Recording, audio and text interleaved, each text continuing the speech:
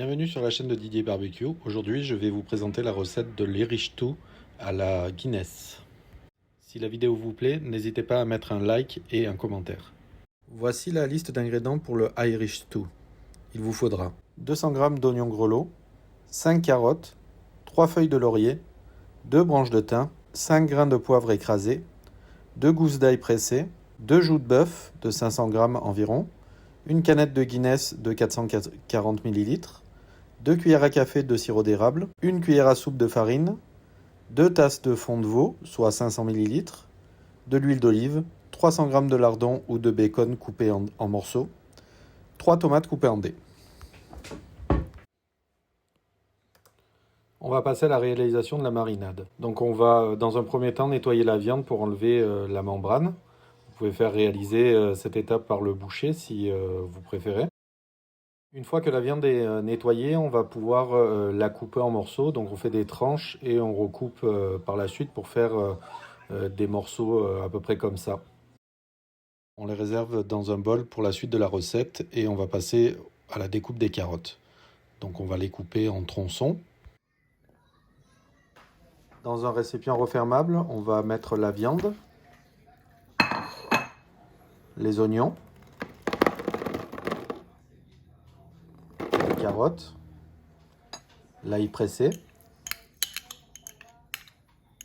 les grains de poivre écrasés, le sirop d'érable, les branches de thym, les feuilles de laurier et la Guinness. On va mélanger pour bien immerger tous les ingrédients. Et on referme le couvercle.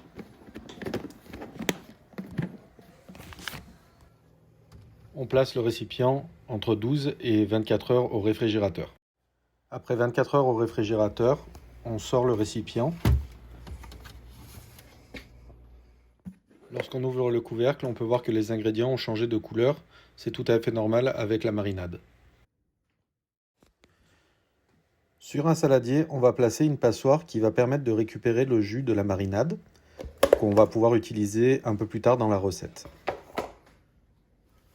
On va retirer les morceaux de viande des autres ingrédients. Maintenant que tous les ingrédients sont prêts, on va pouvoir passer à la cuisson. Dans une grosse cocotte, idéalement en fonte, mettre l'huile d'olive à chauffer, les lardons, les faire revenir pour qu'ils colorent. Une fois que les lardons ont bien coloré, les retirer de la cocotte en fonte.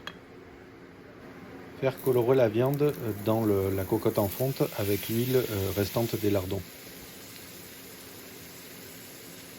Une fois que la viande est bien colorée, rajouter la farine et mélanger pour enrober la viande. Une fois la viande bien enrobée, sortir la cocotte du feu et réserver pour la suite de la recette. Dans une poêle, verser l'huile d'olive et la faire chauffer. Une fois l'huile chaude, verser les carottes et l'oignon dans la poêle. Rajouter le sirop d'érable.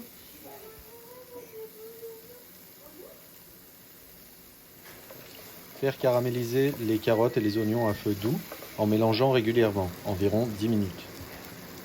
Une fois les oignons et les carottes caramélisés, sortir la poêle du feu et les réserver pour la suite de la recette.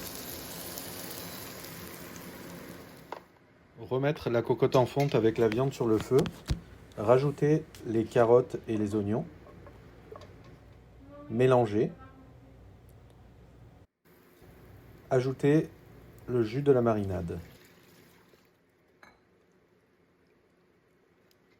Décoller les sucs avec la cuillère en bois. Ajouter le fond de veau. Mélanger. Ajouter les morceaux de tomates. Mélanger. Et laisser mijoter. À la première ébullition, fermez la cocotte avec le couvercle et retirez la cocotte du feu.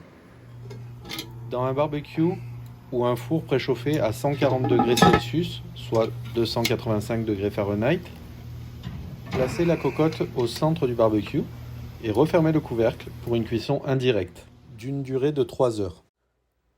Au bout de 3 heures de cuisson, ouvrir le barbecue et retirer le couvercle de la cocotte. Mélanger.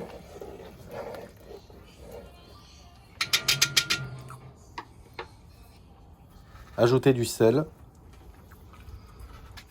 du poivre et les lardons qu'on avait préparés au début de la recette. Mélanger.